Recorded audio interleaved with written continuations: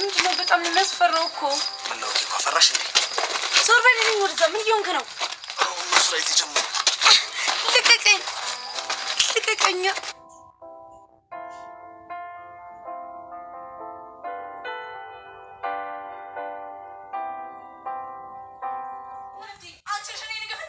ማን እንደሆንኩ አላወቅሽ መሰለኝ። ፍቅር እኮ ነኝ። አጋጭሻለሁ። እሺ ጭራሽ እኔና እሷ ማለትም ጀምረሃል? አው ልታወጣችን መጣሽው ወይስ አዝነሽልን? አባሽ ልጅ ሰምኛለሽ። አዲያ ጥቅም ከዚህ በኋላ እንዳላገኝሽ። እሺ ጭራሽ ስሜንም ታውቋለህ? እቺ ፍቅር ናት ይላከች። ስራችንን ሳንጨርስ የት ነው የምትሄደው? አንተ ማን ነው እዚህ ቤት ወሳኝ ያደረገ? ባርኪ ሙሉ ኃላፊነቱን ለኔ ሰጥቶ የሚሄደው። አፍህ ዝጋተ ደግሞ። የምሬን እኮ ነው። አንቺ ምን አጥፍተሽ ታውቂያለሽ? እህቴ ላይ አደርጋለሁ ብትል እገልሃለሁ። እሺ ምን ታስቢያለሽ? ቆንጆ ከዚህ በኋላ አጠገቤ እንዳ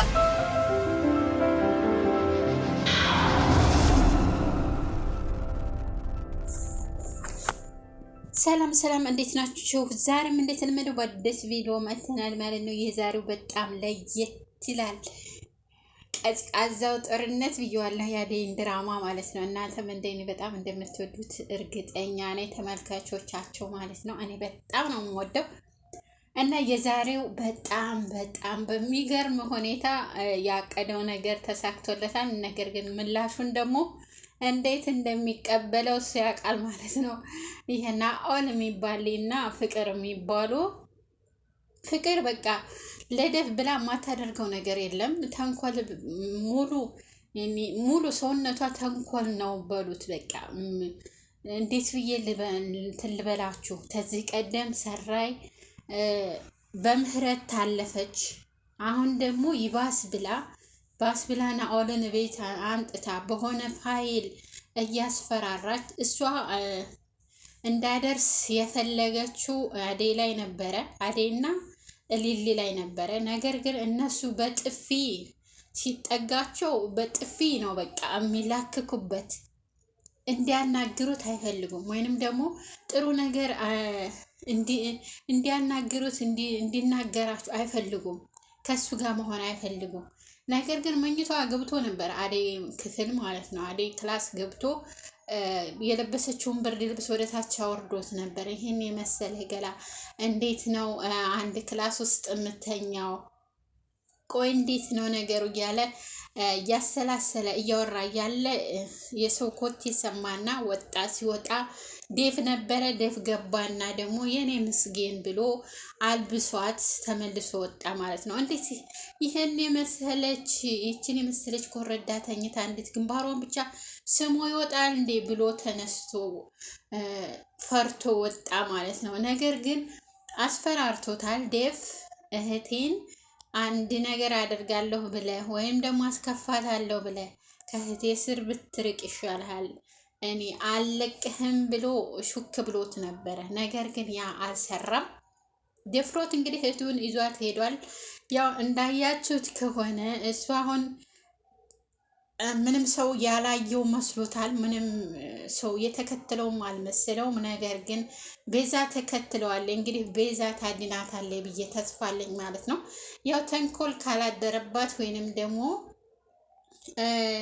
የእሷ ስም እንዲነግስ ብላ ካላዳነቻት በስተቀር ተንኮል ካልፈጠረች በስተቀር እርግጠኛ ነኝ እንደምታድናት ማለት ነው። እሱ እንግዲህ ራሷን እንድትስት አድርጓታል ታግሎ ማለት ነው። እሷ የዋህነትና ቀበጥነት ያጠቃታል። ያው ዝም ብላ ተነስታ የመከራትን ሁሉ ያላትን ግንድ ከዚህ ቀደም እንዳያቸው ከሆነ ፍቅር የምትላትን ሁሉ ትሰማ ነበረ። ማለቴ ፍቅር እንደዚህ እናድርግ፣ አንቺ እኮ እንደዚህ ታደረግሽ እንደዚህ ታገኛለሽ ትላት ነበረ። እሺ ትል ነበር። በቃ የመከራትን ሰው ያንን ያሰበችውን ሀሳብ በዛ በመከራ ሰው የምታገኘው ይመስላታል። ምሳሌ ኤላን ትወደዋለች። ኤላን በጣም ስለምታፈቅረው አደይን እኮ እንደዚህ ብናደርጋት ኤላን ታገኘዋለች ስትላት ፍቅር ኦኬ ትላለች። ማለቴ ነገሮችን አታመዛዝንም። ያው ቅብጥናዋ በጣም ደግሞ የዋህ ናት እና ወንድሟ በጣም ያዝንላታል።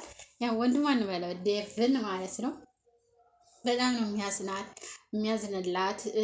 ያው አትቅበጪ፣ ክፋተ ፍቅር አትማሪ እያለ ይቆጣታል እንጂ እንደዚህ ብዙም እህቱን የሚጠላ አይደለም። ደግሞ ዛሬ ባይገርማችሁ ዛሬ ደግሞ አብረው ነው የዋሉት። ማለት ከፋሽ እንዲህ የኔ ትንሽዬ እህት አይዞሽ ምናምን እያለ ሲያጽናናት ነበረ። ያው አንቺ እንደምትወጂው አውቃለሁ፣ እንደምታፈቅረው አውቃለሁ። ግን እነሱ ሁለቱ ይፋቀራሉ። ሊሊና ኤላ ይፋቀራሉ። በጣም ከልጅነት ጀምሮ ነው። ስለዚህ ተያቸው፣ በመሀላቸው አትግቢ፣ በመሀላቸው እየገባሽ አታጣያቸው እያለን መካከራት። እሷም እሺ ያለች። አሁን ይሄ ዱርዬው ልጅ ማለት ነው። ዱርዬው ልጅ ምንድን ነው ያለው? ለምንድን ነው እናንተ ህይወታችሁን የማትቀይሩት? በአጭር ጊዜ ውስጥ ህይወታችሁን መቀየር ትችላላችሁ። መኪና፣ ቤት፣ የራሳችሁን እንትን ሱቅ ከፍታችሁ መኖር ትችላላችሁ። እዚህ ኩሽና ውስጥ እየተርመጠመጣችሁ ልክ አረብ ሀገር እንዳሉት ሴቶች ማለት ነው።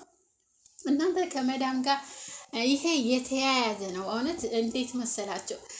መዳም ቤት የምትሰሩ ሁልጊዜ ኩሽና እየዋላችሁ የእነሱ ልጅ እያጨዋወታችሁ ፍራሳችሁ እየተበጠበጠ ለምንድን ነው እዛ የምትሉት? ለምን ወጥታችሁ የራሳችሁን ስራ አሰሩም? ለምን በአንዴ አትለወጡም? ይላሉ ማለት ነው። ውጭ ያሉት ቁጭሉና የነሱ ሳይሳካላችሁ አሁንም ይሄ ለአዴ ሊነግራት ሲል አዴ ያላስጠጋለችው፣ እንደውም አትጠገቢ ብላ በጥፊ ያለችው።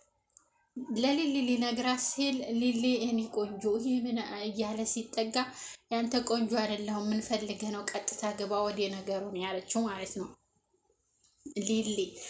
ሊሊና አዴ በጣም አንበሳ ብያለሁ። በእውነት በጣም አንበሶች ናቸው። በቃ ከዛ ጠጋ ብሎ የምትናገረውን ተናገር፣ ምን ፈልገህ ነው አለችው። አይ የፈለግኩትማ አንቺ እንደዚህ የቤት ሰራተኛ አንቺን የመሰለች ቆንጆ የቤት ሰራተኛ ተምትሆኚ ለምንድን ነው ወተሽ ህይወትሽን ማለውጪው? ለምን በአንዴ አትለወጭም? ለምን አንተ አልተለወቅክም አለችው። እኔማ ተለውጬ ነበር፣ ቤት ገዝቼ ነበረ፣ ቤት ትናንትና ተቃጠለ ብሏል። ውሸት። ይሄ የፍቅርና የእሱ ያቀዱት ነው። እንኳን ሊቀየር ቀርቶ ለራሱም ቤት ማደሪያ እንኳ የለውም ማለት ነው። ይህን ሁሉ ድርጊት የሚያደርገው እንግዲህ ለፍቅር ሲል ነው። ፍቅር ናት ይህን ሁሉ መዘዝ ይህን ሁሉ የምታደርገው እንግዲህ ይሄ ነው። ደግሞ ኤላ ቤት ሁለቱ ሴቶች አብረው ተገናኙ።